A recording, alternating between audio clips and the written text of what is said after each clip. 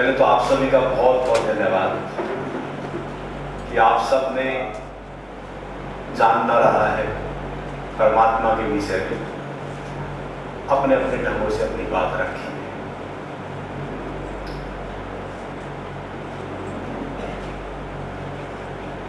क्या अभी और आज ही परमात्मा चाहिए? किस किस को चाहिए? सदैव चाहिए, हमेशा के लिए। ठीक है। अच्छा, किस किस को भी परमात्मा नहीं मिला वो हाथ खड़ा करे।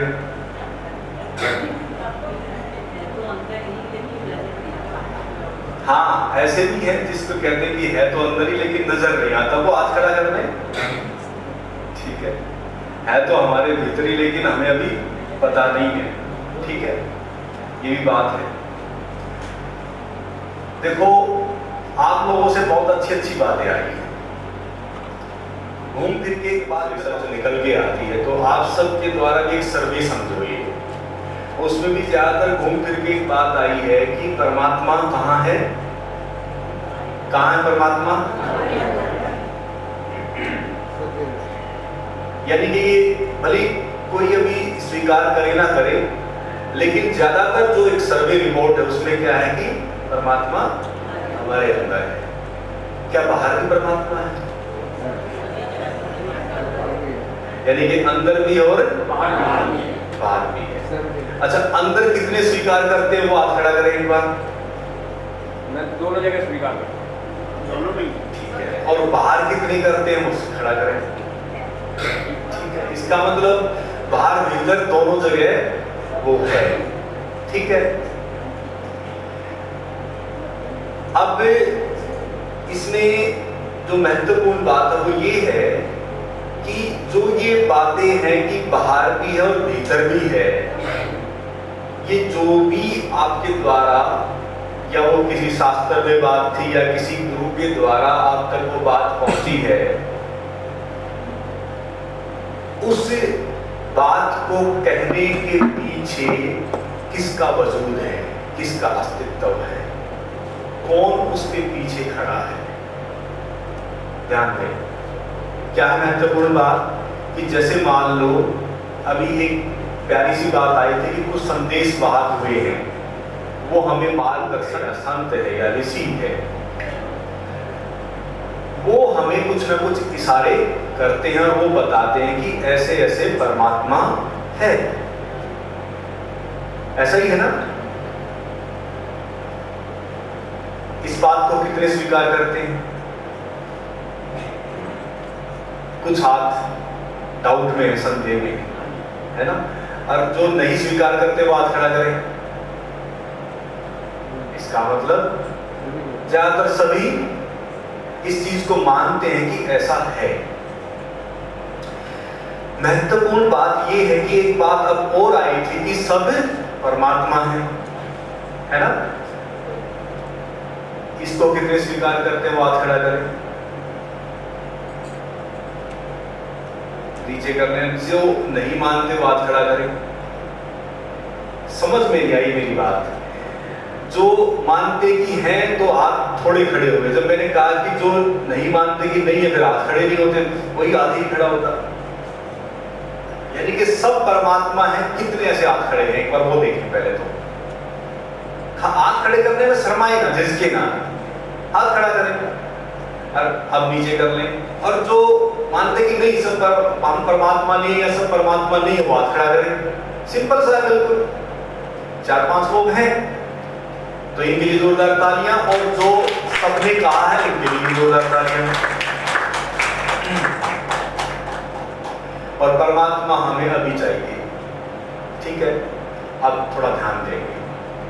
अभी तक हम एक चीज सुनते आए हैं, 3 शक्तियां हैं जिसको हम कहते हैं कि एक प्रकृति है और एक जीव है और एक परमात्मा है। ठीक है, प्रकृति है, जीव जीवात्मा कहें या फिर परमात्मा कहें, है ना? प्रकृति हमें नजर आती है, पूरी सृष्टि हमें नजर आती है, सबको आती है। इस चीज से कितने लोग सहमत हैं? सब है, सबको नजर आती है। जीव है, जीव आत्मा है या जीवन कहें, उसको कितने स्वीकार करेंगे? सब स्वीकार करेंगे।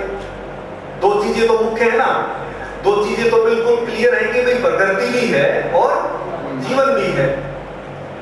क्या प्रकृति कभी खत्म हो सकती है? कितने स्वीकार करते हैं? नहीं होगी।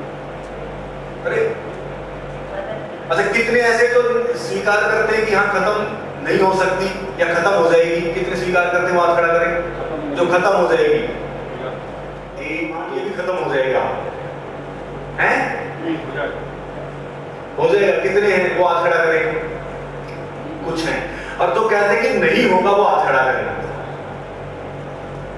यानी कि इसका मतलब नहीं में ज्यादा कि नहीं होगा, और हैं कुछ मित्र जो कहते हैं कि होगा। ठीक है,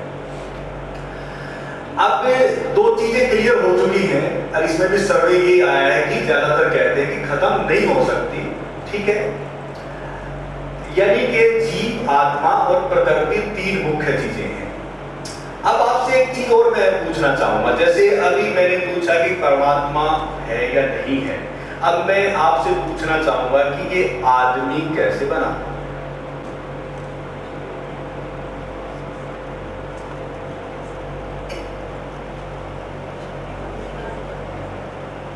ये आदमी कैसे बना?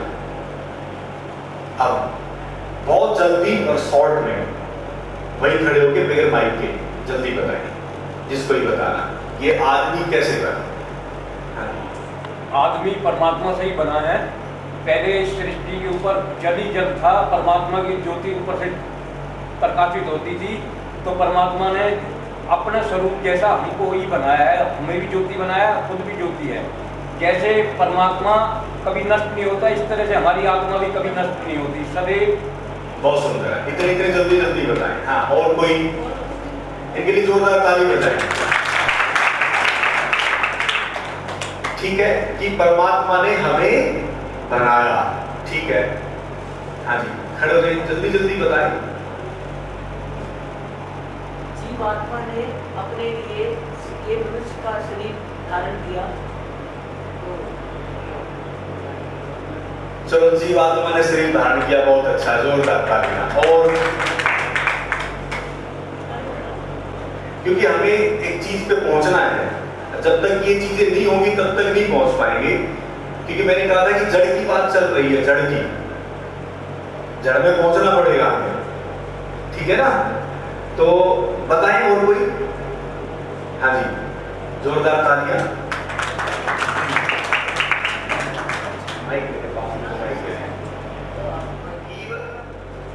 जो होता है वो जीवन के रूप में होता है, और जो जीव होता है वो 5 इंद्रियों प्रकार के अलग अलग तरीकों से होता है।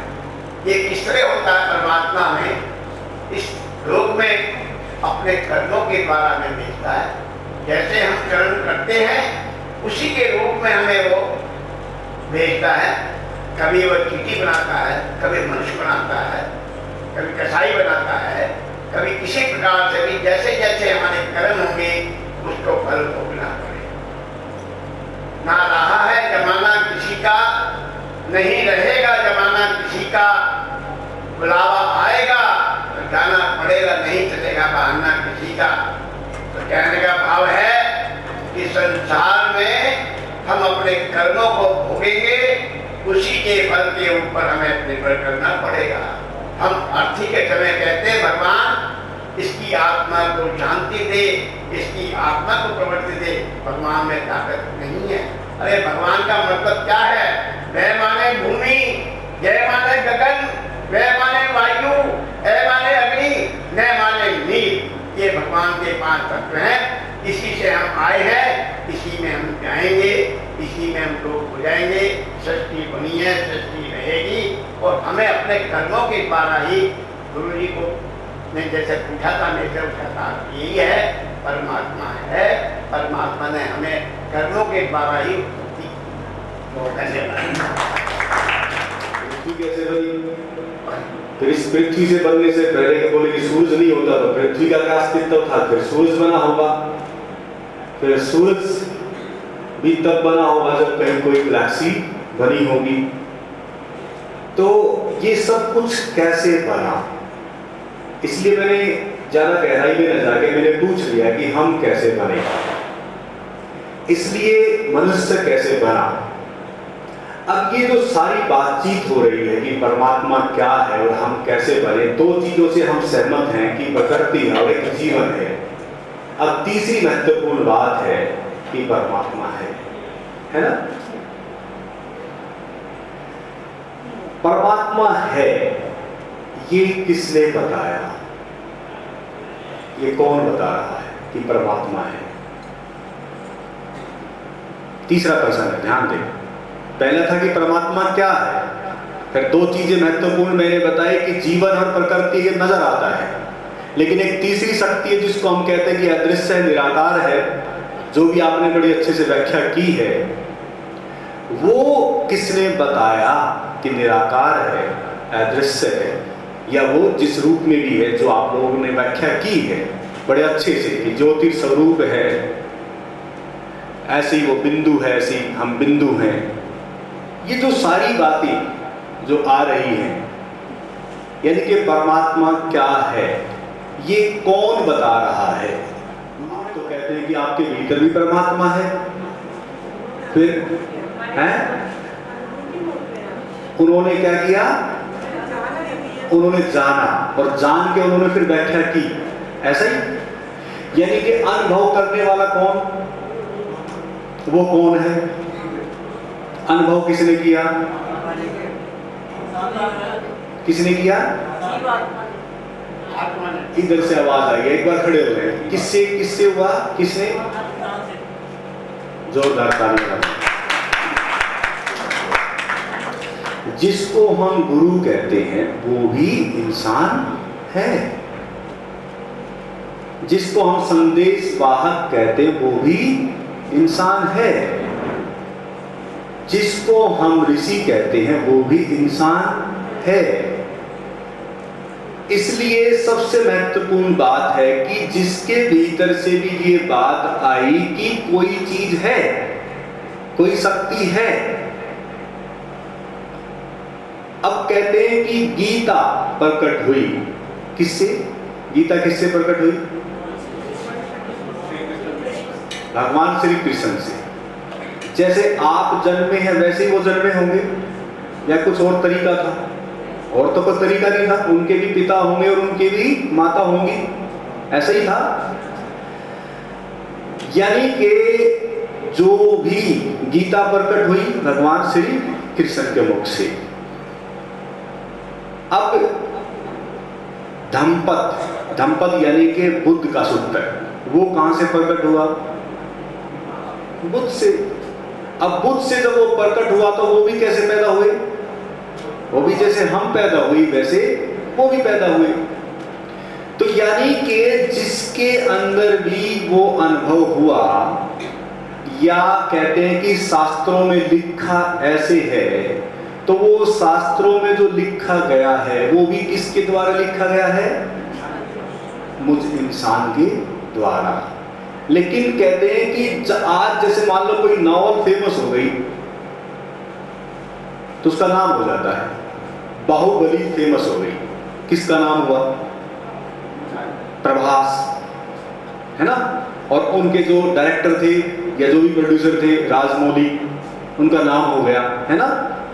यानी कि जो भी व्याख्याकार होता है, जब वो अपने किसी भी अनुभव को जब वक्तव्य देता है, बातचीत देता है, तो वो शास्त्र बन जाता है। और शास्त्रों में उसकी व्याख्या जब हम पढ़ते हैं तो वो मान्यता और धारणा बन जाती है। वो क्या बन जाती है?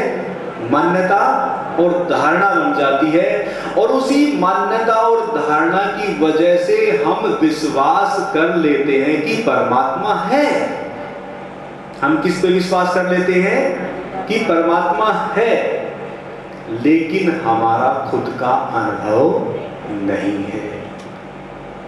लेकिन हमने मान्यता क्या है कि ऐसा ऐसा शास्त्रों में लिखा है, ऐसा ऐसा वेद में लिखा है, गीता में लिखा है, कुरान में लिखा है, बाइबल में लिखा है। तो हम उन्हीं मान्यताओं के आधार पे विश्वास करते चले जाते हैं, विश्वास बढ़ता चला जाता है और वो विश्वास इस कदर बढ़ जाता है कि हम स्वयं जानना नहीं चाहते, जिसने जैसे बता दिया हम उसको कहते हैं कि यही परमात्मा है और यही परमात्मा की व्याख्या है। इसलिए सबसे महत्वपूर्ण बात ये है कि परमात्मा की जो भी व्याख्या हुई है वो किसके द्वारा हुई है, वो घूम फिर के बात कहाँ आएगी, घूम फिर के कहाँ आएगी, हमारे स्वयं के ऊपर। इसलिए भगवान श्री कृष्ण कहते हैं, थोड़ा ध्यान देंगे, कि पाताल में जाओगे तो मैं हूं, आकाश में जाओगे तो मैं हूं, दसों दिशाओं में मैं हूं, कण कण में मैं हूं, बाहर भीतर मैं हूं, शरीर में मैं हूं, हवा में मैं हूं, जल में मैं हूं, सभी जगह मेरा वजूद है, मेरा अस्तित्व है। मुझे ना काटा जा सकता, ना मुझे मिटाया जा सकता है, मुझे खत्म नहीं किया जा सकता। मैं अजर और अमर और अविनाशी हूँ, मैं शाश्वत हूँ, मैं सत्य हूँ, मैं सनातन हूँ। ये सब वाक्य हैं बड़े मीठे मीठे, बड़े पसंद आते हैं। अरे वाह, बहुत सुंदर वाक्य है, अति सुंदर है। और मैं इसी वाक्यों के कारण मैं विश्वास कर लेता हूं कि हाँ, मैं शाश्वत हूं, मैं सत्य हूं, मैं सनातन हूं, मैं आत्म स्वरूप हूं, मुझे ना काटा जा सकता, ना मुझे जलाया जा सकता है। और इसी मान्यता के आधार पे हम विश्वास करते चले जाते हैं। और अगर सही में जो परमात्मा तुल्य हो जाता है, आप सुने ही अभी बात आई थी, या मैं कहूं कि जैसे महात्मा बुद्ध या भगवान श्री कृष्ण या कबीर साहब या जो भी, जिसका भी आप नाम लेंगे, उनके भीतर की अभिव्यक्ति और उनके आचरण का रूप और जो स्वरूप है, उनमें और हम में फर्क फिर क्यों है? क्या ऐसा फर्क आ जाता है? वो फर्क क्यों होता है? हम कहते हैं कि जो गुरु बैठे हैं वही सब हैं, या हम कहते हैं कि वो जो ऋषि थे या भगवान थे वही सब हैं, हम तो तुच्छ हैं। हम वहां गति कैसे करेंगे? हमारे बस की ये बात नहीं है। और इन्हीं मान्यताओं और विश्वासों के कारण हमने उन इष्ट देव की मूर्त बना दी, और मूर्त बना के हमने मंदिरों में सजा दी। और मूर्त बना के जब हमने मंदिरों में सजा दी तो हम वहीं पूजा अर्चना करने लगे। मैं ये नहीं कहूंगा कि गलत है, गलत कहूंगा क्योंकि हम उसी प्रांगण में बैठे हैं। वो वैज्ञानिक थेरेपी है कि वो जो मंदिर बना है, उस मंदिर में उस इष्ट देव की, उस तीर्थंकर की जो मूर्त है, उसके पीछे विज्ञान क्या, उसका रहस्य क्या है।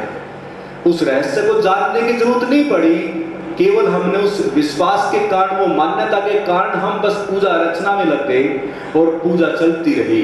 विश्वास बढ़ता चला गया और मान्यताएं बढ़ती चली गई और विश्वास अंधविश्वास में बदलता चला गया।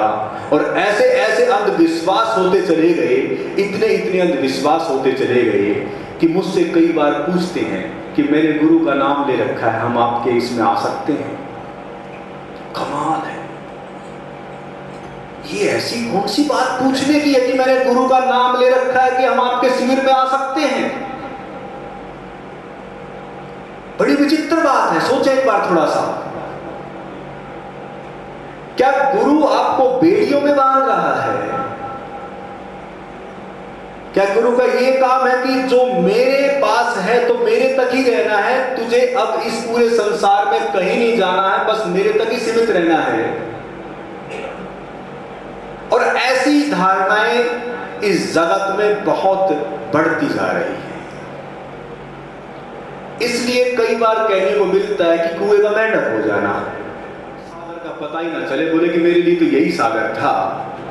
तो इसलिए हम धारणाओं में बन जाते हैं और उन्हीं धारणाओं और मान्यताओं के कारण फिर बाह्य जगत के धर्म निर्मित हो जाते हैं। ध्यान देना, बहुत महत्वपूर्ण गहरी बात होती जा रही है। इसी परमात्मा विश्वास के कारण धारणाएं बनती जाती हैं, मान्यताएं बनती जाती हैं, परिपाटी रीत चलन हमारा बढ़ता जाता है और बाह्य जगत के धर्म बनते चले जाते हैं। और फिर उन्हीं धर्मों के कारण हम आपस में लड़ते चले जाते हैं। ऐसा क्या परमात्मा हमने खोज लिया भाई ऐसी कौन सी विश्वास, ऐसी कौन सी मान्यता हमने धारण कर ली कि हम उस परमात्मा के नाम पे हम नरसंहार में उतर जाते हैं और आपस में झगड़े। ध्यान देना, इस पूरे विश्व धरा पे, इस पूरी पृथ्वी पे जितने युद्ध इस धर्म के नाम पे हुए हैं उतने युद्ध वैसे नहीं हुए हैं। इसलिए पूरी पृथ्वी इन्हीं युद्धों के कांड पीछे धर्म का जगत छिपा है और उसमें छिपा हुआ है वो भाव कि मेरा खुदा, मेरा परमात्मा, मेरा भगवान, मेरा इष्ट देव, मेरा गुरु और मेरी धारणा इतनी परिपक्व और इतनी लीक की फकीरी हमारी हो जाती है कि वही हमारे को समझ और विकसित और विवेकशील जो बनना चाहिए था हमें, वो हम नहीं बन पाते। इसलिए आरंभ किया था उस जड़ से और धीरे धीरे हम बढ़ते चले गए। ध्यान देना, धीरे धीरे जड़ का तना अगर बढ़ता है तो 5 तत्वों में बढ़ जाता है और धीरे धीरे जब तना बढ़ता है तो फिर जीवन में बढ़ जाता है और फिर जीवन जो है वो हमारा धीरे धीरे धीरे धीरे रीत परिपाटियों में बढ़ जाता है। फिर धीरे धीरे वही जीवन हमारा विचारों में बढ़ जाता है, फिर वही जीवन हमारा धीरे धीरे धर्मों के जगत में बढ़ जाता है, जातियों में बढ़ जाता है, भाषावाद और संप्रदाय जो क्षेत्रवाद तक की चीजों में बढ़ जाता है। और ऐसे ऐसे जो मानव जो कि जड़ रूप है उसके भीतर वो परम अस्तित्व, वो चैतन्य रूप है, लेकिन धीरे धीरे इसी जाल को बुनने में, इस मान्यता के पीछे, इस विश्वास के पीछे कौन है, कौन है, कौन खड़ा है, कौन है इसका जिम्मेवार? कभी सोचा, कभी विचार किया इसके पीछे कौन खड़ा है? अभी आपने कहा था कि मुझ में इंसान, यानी कि यही इंसान जंजाल बुनता है, जाल बुनता है और जाल में खुद अपने आप फंस जाता है। इसलिए कई बार मकड़ी जाला बुनती है और खुद फंस जाती है। इसलिए मानव ने अपने चारों तरफ इस तरह का जंजाल बुन दिया है और फंसा खड़ा है। तो इस जंजाल को समझना है, पहले इस जाल को ही समझ ले। इसलिए जब तक ये मान्यताएं, ये धारणाएं, जब तक हमारे जो भीतर जो चैतन्य का जो अनकॉन्शियस जो एक हिस्सा वहां जो इतनी गहरी बसी पड़ी है कि हम लाख कोशिश करें तो भी हम मुक्त नहीं हो सकते इन चीजों से। और मैं कहता हूं कि आप अभी कह रहे थे कि हम सब में परमात्मा, हम सब परमात्मा का रूप है, लेकिन जब ये बात और तरीके से जब कही जाएगी तो आपके भीतर से ही आवाज उठेगी, ये स्वामी जी ने कौन सी बात कह दी, कि कैसे संभव हो सकता है? क्योंकि कहते हैं कि जल्दी सी कड़वी गोली निगली नहीं जाती। और कड़वी गोली के विषय पे मैं आ रहा हूं, ध्यान दें, थोड़ा सा महत्वपूर्ण विषय है। और वो कड़वी गोली अब ये है कि अब थोड़ा सा ध्यान देंगे कि उस परमात्मा की व्याख्या करने वाला कौन? मैं। ये ना समझना कि मैं बैठा हूं, ये मैं, मुझ इंसान से ये सब कुछ प्रकट हुआ है। और मुझ इंसान से जब ये सब प्रकट हुआ है तो मैं कहता हूं कि परमात्मा ऐसा ऐसा है। प्रकृति नजर आती है, जीवन नजर आता है, लेकिन कोई तीसरी शक्ति है कि कहते हैं कि वो कभी ना मिटती है ना कभी खत्म होती है। उसी ने सब रचा, उसी ने सब बनाया है, वही बनाने वाला है। मैं कहता हूं कि ये भी शब्द किसके भीतर से प्रकट हुए, कि वो अदृश्य है, वो निराकार है, ये शब्द किसके भीतर से प्रकट हुए? उसको मैंने अनुभव किया, अनुभव करके मैंने जाना, तो वो अनुभव करता कौन?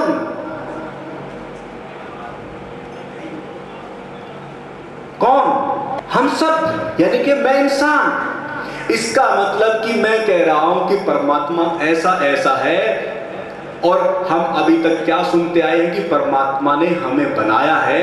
अगर मैं अब इसको थोड़ा सा दूसरे वे में कहूं कि परमात्मा को बनाने वाला तो मैं हूं, ये परमात्मा की व्याख्या करने वाला मैं हूं, इस परमात्मा को घड़ने वाला तो मैं हूं, इस परमात्मा को तो मैंने बताया है, मैंने व्याख्या की है, और मैंने कहा कि कोई शक्ति है, मैं ही तो कह रहा हूं, कोई अदृश्य शक्ति है, मैं ही तो कह रहा हूं।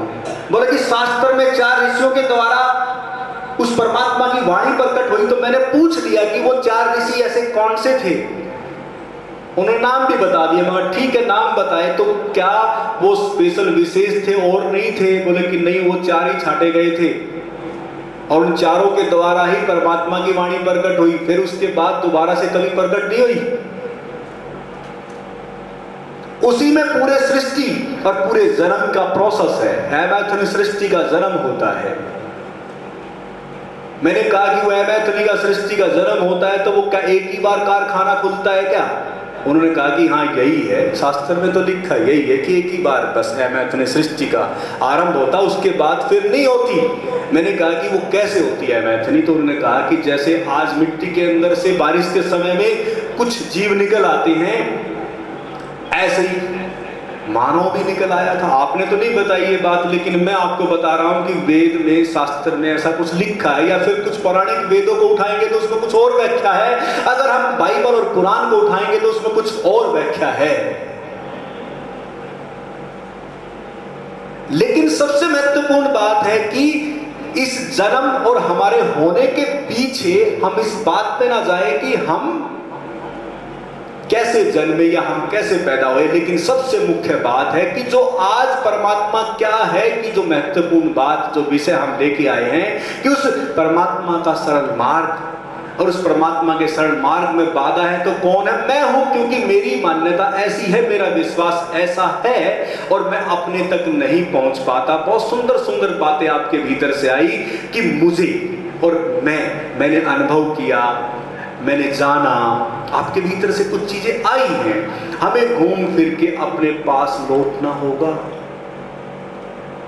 और उस लौटने के पीछे जब वो अनुभव होता है तो हम कहते हैं कि ऐसे ऐसे हमें उस शक्ति का अनुभव हुआ, ऐसे ऐसे हमें उस प्रकाश का अनुभव हुआ, ऐसे ऐसे हमें कुछ कुछ अनुभव हुआ।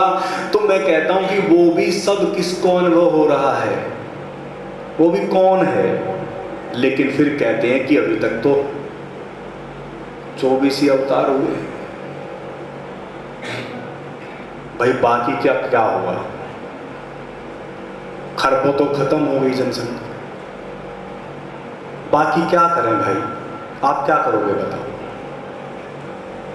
आपके अंदर ही ऐसे व्यक्ति बैठे होंगे, वो कहते हैं कि अब इसके बाद कोई पैगंबर नहीं आ सकता, कोई संदेशवाहक नहीं पैदा हो सकता, आज इसके बाद कोई अवतारी पुरुष जन्म नहीं ले सकता। या कहते हैं कि बस इस पूरी सृष्टि में एक ही सद्गुरु या एक ही सत्पुरुष या एक ही बस होता है, और तो सब आत्माएं हैं। ये बहुत सारी धारणाएं हैं, आपके बीच ही बैठे हैं, और उन धारणाओं से आप नहीं निकल सकते। जो कि आपकी समझ आ रहा है, विवेकशीलता आपकी धीरे धीरे बढ़ती जा रही है कि इस चीज के पीछे, इस जंजाल के पीछे हूं तो मैं ही, मेरा वजूद है, मेरा अस्तित्व है। और इसलिए उस उलझन की वजह से आज मैं इस जाल में फंसा हुआ हूं। अब मैं कहूं कि देखें, थोड़ा सा ध्यान दें कि उस व्याख्या को करने वाला कौन है। घूम फिर के बात कहां आएगी कि मैं ही हूं, मैं ही हूं। केवल इस छोटी सी समझ से सारी धारणाओं से आप मुक्त हो जाएंगे, केवल इस छोटी सी समझ से। लेकिन कमाल है, 25 साल से मैं इसी धारणा और इसी विश्वास, यानी कि इन्हीं चीजों को तोड़ने के लिए कुछ बातें कर रहा हूं। बीच में मैंने कुछ चीजें और की कि लोग, हो सकता है कि इन चीजों को एकदम हजम ना कर सके, क्योंकि किसी के मंदिर को तड़वाना बड़ा महत्वपूर्ण काम हो जाएगा कि मैं किसी के मंदिर को कैसे तड़वाऊं, या किसी गुरु के नाम को कैसे मैं छुड़वाऊं, ये मेरे बस की नहीं था। लेकिन आज मैंने जो विषय रखा है तो उसकी वास्तविकता और उसकी सत्यता ना रखूं तो फिर मेरा दोष है। क्यों मेरा दोष है, मुझे पता है कि ये जो चापलूसी है या सबका ख्याल रखने की जो धारणा है, ये भी गलत है। जो सत्य था वो सामने रखो, भले वो कड़वी गोली किसी की हजम हो ना हो। अगर आपको हजम हो ना हो, लेकिन मैंने बात रखी। अब इस बात को देखें थोड़ा सा कि प्रकृति और जीव है, और इन दोनों के द्वारा कोई भी चीज अगर जन्मी है तो इन दोनों के माध्यम से जन्मी है। ध्यान दें थोड़ा सा, वेद प्रकट हुए हैं तो इन्हीं के भीतर से प्रकट हुए हैं। अगर ये आज एसी है तो इस एसी के पीछे कौन खड़ा है? आज ये एसी बना तो इसके पीछे कौन? थोड़ा ध्यान दें। विज्ञान का जगत और विज्ञान जो उत्पन्न हुआ है, जो थीसिस, जो शास्त्र जो लिखे गए हैं, उसके पीछे कौन है? कौन खड़ा है? यानी कि उसके पीछे मैं ही हूं, यानी कि उस विज्ञान के पीछे भी मेरा वजूद है। यानी कि आज जो एसी में हम बैठे, इसको बनाने वाला मैं हूं, और ये किसकी सहायता से बना है? प्रकृति की। यानी कि प्रकृति की मदद, और इधर जीव आत्मा यानी कि जीवन, यानी कि जीव में। और इन दोनों के द्वारा ये चीज प्रकट हुई, यानी कि इन दोनों के द्वारा विज्ञान का जन्म हुआ और इन दोनों के द्वारा अध्यात्म का जन्म हुआ है। और अध्यात्म के शास्त्र हैं और विज्ञान के भी शास्त्र हैं, और विज्ञान भी उपयोगी है हमारे लिए और अध्यात्म भी उपयोगी है हमारे लिए। इसलिए इन्हीं से प्रकट हुआ है कि कोई शक्ति है, उसी को हम परमात्मा कहते हैं। लेकिन उस कोई शक्ति को अनुभव जो करता है, उसके भीतर से वो अभिव्यक्त होती है, वो अनुभव कहलाता है। और जिसने वो अनुभव किया है वो समाधान होता है उसका, विज्ञान का भी और अध्यात्म का भी। इसलिए अध्यात्म के 7 पड़ाव, 7 और 7 जो मेडिटेशन की जो मैंने बात की, और वो 7 पड़ाव कैसे प्रकट हुए कि जिसने अनुभव किया तो उन्होंने देखा कि कुछ भीतर कुछ ऐसे सूक्ष्म चक्र हैं, तो वो 7 चक्रों की बात कही, ध्यान दें। फिर ऐसे ही जब पतंजलि ने उसको अनुभव किया तो उन्होंने कहा कि स्टेप वाइज हमें आगे बढ़ना, तो उन्होंने अष्टांग मार्ग दे दिया। यम, नियम, आसन, प्राणायाम, प्रत्याहार, धारणा, ध्यान, समाधि। जितने भी विधि देने वाले जो ऋषि संत हुए हैं वो बड़े वैज्ञानिक भी रहे हैं और बड़े स्पिरिचुअल भी रहे हैं, यानी कि वो साइंटिफिक भी और आध्यात्मिक भी दोनों रहे हैं। इसलिए पतंजलि ने पूरे शरीर के विज्ञान की व्याख्या की, मन की व्याख्या की, और फिर धीरे धीरे अदृश्य जो सूक्ष्म हिस्सा था उसकी व्याख्या की। फिर ऐसे ही महात्मा बुद्ध ने अष्टांग मार्ग दिया, सम्यक कर्म, सम्यक वाणी, सम्यक संबंध, ये सब उन्हीं से संबंधित चीजें प्रकट हुई। फिर गुरु नानक साहब ने भी 5 खंड की चर्चा की। सबने अपने अपने सूत्र और माध्यम दिए, लेकिन हम सब उन मान्यताओं में अटक के रह गए, और जो इशारे किए थे कि जैसे मैं जागा हूं ऐसे तुम भी जागो। तो अर्जुन को जब कृष्ण समझाते हैं, वो कहते हैं केवल इतना सा फर्क है कि मैं जाग गया हूं और तुझे जागना है, बस इतना ही तो फर्क है। और ओशो ने इस पर बड़ा जोर दिया। जो आधुनिक युग के मॉडर्न सदगुरु, जो आज एक बार उनको पढ़ ले, उनको एक बार सुन ले, तो उसके बाद शायद ही कुछ सुनने को बचे। इसलिए उनके भीतर से एक ही बात आई कि जागो। और वो जागने का मतलब क्या, संबंध क्या? उन्होंने कहा कि हर चीज के प्रति जागो, होश और जागृति। उन्होंने कहा कि शरीर के कर्मों के प्रति जागो, ध्यान देना। देखो कितना सिंपल सा है, यानी कि यही सूत्र महत्वपूर्ण है कि कर्म करते हुए आप जागो तो वो कर्म योग बन जाएगा। जो मैंने कहा ना कि 7 चक्र हैं, 7 योग हैं, 7 शरीर है, मैं उन्हीं की थोड़ी सी चर्चा इसलिए कर रहा हूं क्योंकि महत्वपूर्ण विषय वही है। वो सब चीजें कब प्रकट हुई? जब उन्होंने कहा कि सचेत और सजग हो जाओ, और सचेत और सजग होना ही ध्यान है। और शरीर के प्रति सचेत हो जाओगे, सजग हो जाओगे तो वो कर्म ध्यान योग बन जाएगा, और वही हमारा अन्नमय कोश है, पहला शरीर है। इन सभी अनुभवों में जो प्रकट हुई है चीज, वो 7 शरीर और 7 चक्र और 7 योग, इनसे बाहर तो कुछ नहीं है।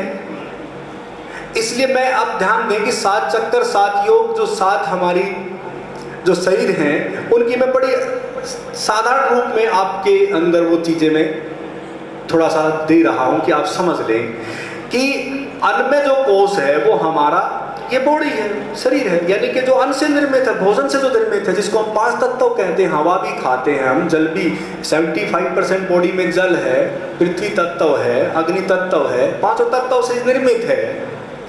यानी कि इसी मिट्टी से जो निकलता वो हम ग्रहण करते हैं, वो भोजन है। और भोजन से निर्मित ये शरीर है, इसको अन्न में कोष कह दिया ऋषियों ने। बड़ा सिंपल सा है, यानी कि जो भोजन से जन्मता है, जो भोजन से निर्मित होता है, उनमें कोष है। और फिर इस शरीर से हम काम लेते हैं, तो उस काम के प्रति जो सजग हो गया, सचेत हो गया, वो कर्म ध्यान योग हो गया। कोई दिक्कत तो नहीं, सिंपल सा है। अब जो चक्कर है, इस कर्म ध्यान योग और इस अन्नमय कोष का संबंध जो ऋषियों ने जब खोजा कि सबसे मुख्य जो केंद्र क्या है, उन्होंने पाया कि मूलाधार चक्कर है। तो कर्म ध्यान योग का संबंध और अन्नमय कोष का संबंध किससे हो गया? मूलाधार चक्कर से हो गया। कोई दिक्कत तो नहीं, समझ आ रहा है? सिंपल सा है बिल्कुल। मूलाधार चक्कर हमारा जो कहते हैं ना कि तना होता है ना, मेन रीढ़ होती है वृक्ष की, जड़ तो है हमारी, अभी जड़ की तो जिक्र ही नहीं कर रहे हम, अब हम तने पे आ गए, यानी कि तना। जड़ की आपने चर्चा कर ली है, जड़ की व्याख्या हो चुकी है। तना जो है वो हमारी रीढ़ है, और रीढ़ का जो अंतिम जो नीचे का भाग है, जो मूलाधार यानी कि जो हमारी जनन इंद्रियां हैं, उनके जो मेन केंद्र में जो पार्ट है वो मूलाधार चक्कर है, और वही एक्टिव है। कमाल, देखो ध्यान देना, बहुत महत्वपूर्ण बात, यानी कि वही एक्टिव है, और उसी एक्टिव की वजह से हम यहाँ हैं। यानी कि उसी एनर्जी के कारण, उसी ऊर्जा के कारण हम यहाँ तक हैं। हमारा जो जन्मना हुआ है उसी कारण तो हुआ है। और कमाल है, ध्यान देना, इसमें शर्म और झिझक की जरूरत नहीं है। हम सब अडल्ट हैं, हमें कोई दिक्कत नहीं है। यानी कि उसी मूलाधार चक्कर का जो संबंध है वही हमारी कुंडलिनी शक्ति से है। और ध्यान देना, चक्रों का संबंध किससे है? कुंडलिनी शक्ति से है। और कुंडलिनी शक्ति का संबंध हमसे है, और वो कुंडलिनी शक्ति का संबंध हमारा जो मूलाधार चक्कर है उसके ठीक थोड़ा सा ऊपर, और जो नाभि चक्कर है उससे थोड़ा सा ठीक नीचे हमारा ऊर्जा कुंड है। ठीक है, ये हमारा जो ऊर्जा का जो कुंड है, कुंडलिनी जो चक्कर है, जब हम रत क्रिया में रत होते हैं, यानी कि जब भोग में रत होते हैं, जिससे हमारा जन्म ना हुआ है, वो आनंद का द्वार है। ध्यान देना, वो क्या है? आनंद का द्वार है। यानी कि भारतीय परिधि पे भी आनंद है, और उस परमात्मा को जो सच्चिदानंद जो रूप कहा है वहां भी आनंद है। इसलिए वो आनंद हमारे तक सीमित नहीं है, हर जीव हर प्राणी उसी आनंद से फलित है। इसलिए जैसे ही हम जब उस रत क्रिया में रत होते हैं तो हम सोचते हैं कि हम जब उस भोग में लिप्त होते हैं तो हम सोचते हैं कि बड़ा आनंद आया। ये बड़ी भूल है, ध्यान देना, थोड़ा ध्यान दें, ये भारी भूल है। क्योंकि उस घर्षण की वजह से हमारा जो कुंडलिनी जो कुंड है उसमें थोड़ी सी हलचल हो जाती है। ध्यान देना, वो जो रस है, जो आनंद है, वो आनंद कहाँ आता है, कहाँ से प्रकट होता है? ये ना समझना कि हम जब उस रत क्रिया में रत होते हैं तो उस कारण आनंद आता है। उस क्रिया में रत होने के कारण जो थोड़ी हलचल मच जाती है, उस हलचल के कारण जो हमारी कुंडलिनी जो शक्ति है उसमें थोड़ी सी हलचल होती है, थोड़ी सी, और उस थोड़ी की कंपनता के कारण हम आनंदित हो जाते हैं। अब उसको कहते हैं, जब पतंजलि ने उसके बारे में बड़ी बड़ी खोजबीन की तो पाया कि भाई ये कुंडलिनी शक्ति जो ना जागृत हो जाती है। क्या कहा उन्होंने? कि कुंडलिनी शक्ति जागृत हो जाती है। और जागृति का कारण क्या है? उन्होंने जब खोजा, पाया, धीरे धीरे उन्होंने पाया कि भाई कैसे इसको जागृत होता है। कई बार ये अचानक जागृत हो जाती है, किसी को पता भी नहीं लगता, जागृत हो जाती है। कहते हैं कि कोई 8 साल की उम्र में उपलब्ध हो गया, कोई 15 साल की उम्र में उपलब्ध हो गया, कोई 21 साल की उम्र में उपलब्ध हो गया। यानी कि वो उपलब्धि के पीछे कारण क्या है? कि उसकी कुंडलिनी की जो शक्ति है वो नीचे की अधोगमन की जगह निमनतम बहती हुई ऊर्जा संसार का निर्माण करती है, और ऊपर उठती हुई ऊर्जा परमात्मा का निर्माण करती है। इसलिए संसार विज्ञान का जगत है, और ऊपर उठती हुई ऊर्जा अध्यात्म का जगत है, परमात्मा का जगत है। इसलिए ऊर्जा वही है। इसलिए हमें कोई परहेज नहीं है शरीर से भी, ध्यान देना, हमें कोई शरीर से भी परहेज नहीं है। शरीर में रहते हैं तो हम उस आत्म अनुभूति यानी कि उस एनर्जी का अनुभव कर सकते हैं, अन्यथा हम वो अनुभव नहीं कर सकते। इसलिए शरीर का भी महत्व है। तो फिर वो जो एनर्जी, जो ऊर्जा का जो कुंड है, जब वो जागृत होता है तो जागरण के उन्होंने तरीके ढूंढे भी, वो जागृत कैसे हो, तो उन्होंने फिर प्राणायाम खोजा। क्या खोजा? प्राणायाम खोजा। और प्राणायाम के द्वारा उन्होंने देखा कि ऊर्जा जागृत हो जाती है। क्या होती है? ऊर्जा जागृत हो जाती है। सांसों को फेंकने से क्या होगी? ऊर्जा हमारी जागृत हो जाती है। और जैसे ही ऊर्जा जागृत होती है तो इसका मतलब उस प्राणायाम का संबंध प्राण में कोश से हो गया। किससे हो गया? प्राण में कोश। प्राण में कोश का संबंध किससे हो गया? प्राणायाम से हो गया। और वो जो प्राण में कोश का संबंध है, जो हमारा जो दूसरा चक्कर है, जिसको हम स्वादिष्ठान चक्कर कहते हैं, यानी कि जो स्वादिष्ठान चक्कर है वो हमारा तंत्र योग से संबंध रखता है। और तंत्र योग का संबंध हमारा इंद्रियों से है। तंत्र योग का संबंध किससे है? हमारा इंद्रियों से है। आंखों से देखते हैं, कानों से सुनते हैं, मुंह से बोलते हैं। ये हमारी जो 5 इंद्रियां हैं ये भोग करती रहती हैं। देखना भी एक भोग है, बोलना भी एक किस्म से, सुनना भी एक किस्म से। ये सब क्या है? ग्रहणशील जो होता है। फिर पतंजलि ने कहा कि धीरे धीरे उन्होंने कहा कि जो ये प्राण में जो कोश है, इस कोश का संबंध प्राणायाम से है। इसको जैसे हम प्राणायाम करेंगे तो हमारा प्राण में जो कोश है, जो हमारा प्राण में शरीर है, उसको एनर्जी मिलेगी। क्या मिलेगी? जैसे खाने से तो हमें एनर्जी शरीर को मिली है ना, और श्वासों की जो एनर्जी है, जो उसका जो भोजन है, वो क्या है? प्राणायाम है। तो प्राणायाम से हमें वो भोजन मिलता है और फिर हम उस ऊर्जा को क्या कर लेते हैं? जागृत कर लेते हैं। और जैसे नाभि चक्कर पर ऊर्जा आती है तो समझो उसके पीछे जो संबंध है श्वासों का, ध्यान देना, किसका संबंध है? उसको हठ योग बोल दिया। हठ योग ये नहीं कि एक टांग पे खड़ा हो जाना, बहुत भारी भूल हो रही है। हठ योग का केवल सीधा सा संबंध है श्वासों की क्रिया, श्वासों का जो भी ध्यान, श्वासों के प्रति जो भी ध्यान होता है, बस। और जैसे शरीर के प्रति सचेत कर्म ध्यान योग बन जाता है, इंद्रियों के प्रति सचेत और सजग तंत्र योग बन जाता है, ऐसे ही हठ योग का संबंध है कि श्वासों के प्रति सचेत और सजग हो जाना हठ योग है।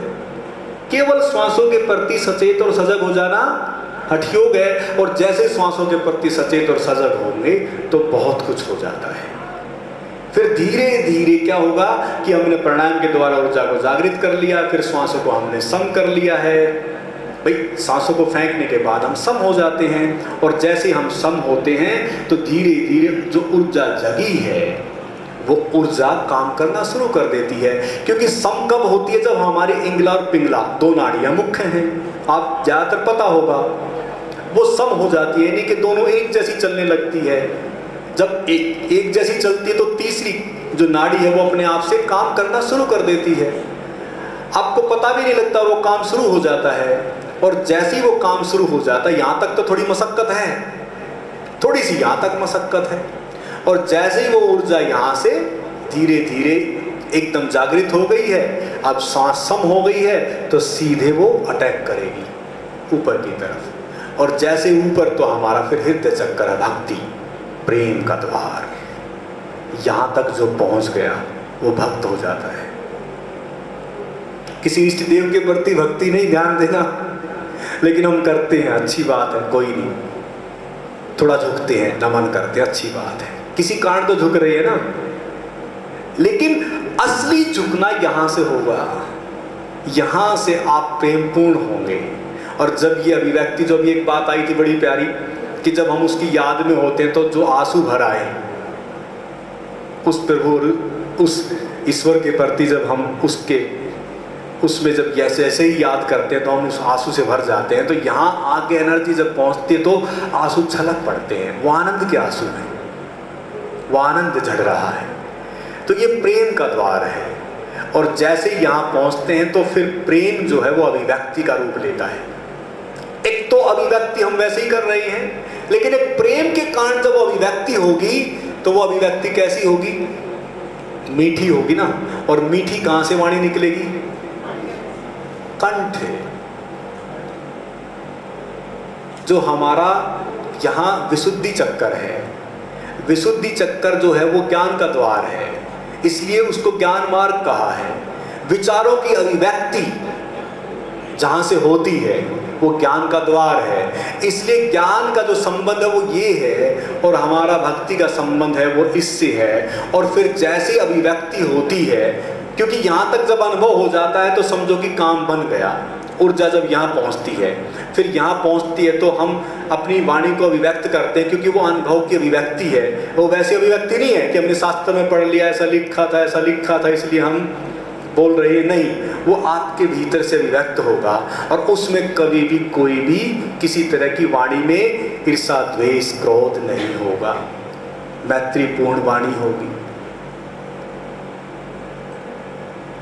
प्रेम से भरी वही वाणी होगी। और मैत्री कितने चाहते हैं? प्रेम कितने चाहते हैं? सब चाहते हैं। इसलिए कहते हैं कि प्रभु का अनुभव और उसकी अभिव्यक्ति और उसका अनुभव जब होता है तो हम प्रेमपूर्ण और मैत्रीपूर्ण हो जाते हैं। और जैसे हम मैत्रीपूर्ण होते हैं तो उसके बाद सारी चीज़ें खत्म हो जाती है, और हम धीरे धीरे हमारी एनर्जी ऊपर की तरफ बढ़ती है। और ये सब चीज़ें होंगी कैसे भाई? इन सब चीज़ के लिए हमें क्या करना पड़ेगा? पहले तो बैठने के लिए थोड़े प्राणायाम करने पड़ेंगे, फिर उसके बाद सम अपनी श्वासों को देखना पड़ेगा, उसके बाद फिर विचार चलेंगे, कुछ मंथन चलेगा, फिर उसके बाद हम बैठे रहेंगे। तो ये क्या है? हम किस में बैठे हैं? किस में बैठे हैं? हम ध्यान में बैठे हैं। तो इसका मतलब ये सब क्या किसके द्वारा होगा? ये सब ध्यान के बगैर कुछ संभव नहीं है।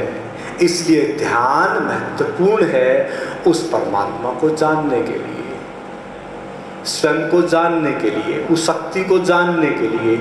इसलिए फिर हम ध्यान, और ध्यान का द्वार है आज्ञा चक्कर, और आज्ञा चक्कर का मतलब है ध्यान मार्ग। और ध्यान का मतलब है कि हम पूरे यहाँ से अपने पूरे शरीर के प्रति सचेत हो गए हैं, श्वास के प्रति सचेत हो गए हैं, विचारों के प्रति सचेत हो गए हैं, और हमने भाव का जगत जान लिया है।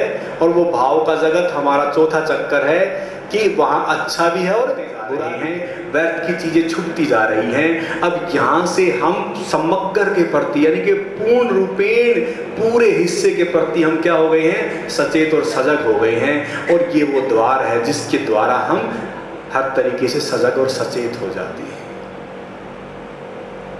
और सचेत और सजग होना ही ध्यान है, होश में रहना ही ध्यान है। अब हम कर्म के प्रति भी ध्यान में हैं, कर्म कर रहे हैं और हम सचेत और सजग हैं, तो कभी कोई गड़बड़ होगी आपसे? फिर आपके शरीर के द्वारा कभी कोई गड़बड़ होगी? इसलिए इन चक्रों का संबंध आपसे है, उन योगों का संबंध आपसे है। और जो मैंने कहा कि 7 शरीर हैं, अन्नमय कोश है, फिर प्राणमय कोश है, फिर आपका मनोमय कोश है जो विचारों से संबंध है, फिर आपका विज्ञान में कोश है, और विज्ञान में कोश का मतलब है जो रसायन द्रव्य है, केमिकल जो हमारी बॉडी में है, वो कैसे बैलेंस होंगे उसका सूत्र है ध्यान। इसलिए वो जो भी बॉडी के जो केमिकल जो हमारे अनबैलेंस होते रहते हैं किसी कारण, वो बैलेंस रहते हैं। और अब उसके बाद फिर आपका यहाँ से अगला जो चक्कर है वह सहस्त्रार चक्कर, और ये सब अनुभूति के विषय हैं। यहाँ तक पहुँचते ही यहाँ में देरी नहीं लगती, यहाँ से बस धारणा संकल्प होती है, बद्ध होती है, यानी कि आज्ञा चक्कर ऑर्डर दिया जाता है। क्योंकि अब आप बिल्कुल, आपका जो भी मन है वो अब आपके अनुसार कार्य कर रहा है, अब वो कहीं भी डगमग नहीं है, धारणा संकल्पबद्ध हो गई है। अब यहाँ से आप बस छोटा सा इशारा करेंगे कि ऊर्जा यहाँ से पार निष्कासित, और जैसे यहाँ से पार होगी तो आनंद का जन्म होगा। मैंने परमात्मा का जन्म नहीं कहा, हो सकता है कि परमात्मा के लिए तो फिर भी छोड़ो ना, परमात्मा आनंद तो चाहिए, है ना? आनंद का जन्म होगा। और यहाँ से जैसे ही ऊर्जा जब आपकी निकलेगी, यहाँ से जैसे रिलीज होगी, तो कहते हैं कि भिन्न लगती है, ना बादल है ना बारिश है, लेकिन यहाँ बारिश होने लगी। वो आनंद है, वो झड़ता है। वो जब आनंद झड़ता है, उस झड़ने को ही कहते हैं कि वो आनंद का अनुभव ही परमात्मा का अनुभव है। और इसलिए उस आनंद तक पहुंचने के लिए सबकी तोड़ है। सब क्या चाहते हैं जीवन में? एक बार थोड़ा सा एक मिनट के लिए, अच्छा एक काम करते हैं, आपको सुनते सुनते भी काफ़ी देर हो गई, आपने सोचा कि आपने बड़ा अच्छा काम किया, हमारी थोड़ी थोड़ी सुन के आपने इतनी सुना दी, ऐसा तो नहीं लग रहा आपको? तो अब बस एक मिनट के लिए, थोड़ी देर के लिए बस इस बात को और आ जाए कि हम जीवन में वास्तव में चाहते क्या हैं। आपने किया होगा, मुझे पता है, आप घर पे बैठते होंगे, आपने सोचा भी होगा, विचार भी किया होगा, ध्यान में ख्याल भी आया होगा। और ख्याल क्या, सीधा सा एक ही चीज़ है कि भाई हम आनंद चाहते हैं, शांति चाहते हैं, प्रेम चाहते हैं, मैत्री चाहते हैं। यही सब चाहते होंगे या कुछ और भी चाहते हैं? ईर्ष्या, द्वेष, क्रोध भी चाहते हैं? कोई नहीं चाहता होगा या चाहते हैं? कोई नहीं चाहता। सब क्या चाहते हैं? शांति, प्रेम, आनंद, यही चाहते हैं। यही हमारी प्रकृति है, यही हमारा स्वभाव है। अभी बात आई थी ना एक यहाँ कि स्वभाव में जो स्थित हो गया, स्वभाव क्या है हमारा? यही तो हमारा स्वभाव है। वास्तव में स्वभाव तो हमारा यही है, हमारा नेचर और हमारी प्रकृति तो यही। हम यही गुण धर्म लेके पैदा होते हैं, लेकिन हम भूल जाते हैं। अब ये जो चीज हम लेके पैदा हुए हैं, अब उस गुण धर्म, उस नेचर, उस प्रकृति तक जैसे हम पहुंचेंगे तो केवल एक ही चीज बचेगी, और जिसके अंदर ये बचा वही परमात्मा है। जिसके अंदर ये बचा वही क्या है? परमात्मा है। बुद्ध के अंदर यही बचा तो वो क्या हुए? परमात्मा हो गए या कुछ और हो गए? परमात्मा हो गए। जो कि वो तो कहते थे कि ना आत्मा है ना परमात्मा है, लेकिन फिर भी परमात्मा हो गए, भगवान हो गए, अवतार हो गए। थोड़ा ध्यान दें, यानी कि उनके भीतर केवल प्रेम, मैत्री और आनंद का जन्म हुआ तो भगवान हो गए। पैगंबर साहब, जो मोहम्मद पैगंबर मोहम्मद साहब हैं, उनके भीतर यही सब कुछ प्रकट हुआ, शांति, प्रेम। यीशु के भीतर प्रेम और शांति और सेवा का भाव जन्मा। जिसको भी आप उठाएंगे सबके भीतर यही जन्मा, और उसके बाद वो परमात्मा तुल्य हो गए, परमात्मा हो गए, अवतार हो गए, ऋषि हो गए, संत हो गए, संदेश वाहक हो गए। आप सब भी उसी की मूर्त हैं, आप सब भी उसी का रूप हैं, आप सब भी वही हैं। अब सब उस बनने के लिए क्या करना पड़ेगा? उसके लिए क्या करना पड़ेगा कि एक नेगेटिव ऊर्जा है और एक पॉजिटिव ऊर्जा है, एक निमंतम अधोगमन जो बहती हुई ऊर्जा है, एक ऊर्जा उदरगमन है जो ऊपर उठती हुई ऊर्जा है। जब ऊपर उठेगी तो इन सब चीजों का निर्माण होगा, जो पॉजिटिव जो मैंने बात की है। इसलिए चक्रों का एक्टिवेट होना महत्वपूर्ण है। अब इन चक्रों के एक्टिवेट के लिए पतंजलि ने अलग विधि खोजी, भगवान बुद्ध ने अलग विधि खोजी, भगवान श्री कृष्ण ने अलग विधि खोजी, अलग अलग सब ने विधियां दी, और अब भी दे रहे हैं, अब भी दी जा रही है। और इन्हीं विधियों के द्वारा उसको हम जागृत कर सकते हैं, और उस जागरण के लिए ध्यान आवश्यक है। और ध्यान ऐसा हो जिसमें संपूर्ण क्रिया समाहित हो। ध्यान कैसा हो? जिसमें संपूर्ण क्रिया समाहित हो, जड़ भी हो, तना भी हो, पेड़ पत्ते भी हो, फूल फल भी हो, उस विधि में सब हो। तो क्या होगा कि हम वृक्ष बन सकेंगे और उस जड़ को जानने वाले होंगे। और जब जड़ जानी जाएगी तो फिर किसी तरह का कोई भेद नहीं बचेगा कि सृष्टि कैसे बनी, मैं कैसे बना, मेरा वजूद कैसे है, वो सब हमारे अनुभव में आ जाएगा। और वो अनुभव जब होता है तो हम परमात्मा हो जाते हैं। इसलिए आप सब परमात्मा हैं, इसमें तो कोई दिक्कत नहीं। अब कितने परमात्मा वो हाथ खड़ा करें?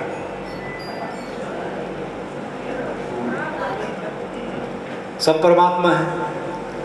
अब बोले कि भाई अभी तक तो शिष्य बनाने की परंपरा चल रही थी, है ना, लेकिन अब ये कौन सी है? परमात्मा बनाने की परंपरा। और जो परमात्मा हो गया, जिसके भीतर परमात्मा का आविर्भाव हो गया, वही गुरु हो जाता है। वही कौन हो जाता है?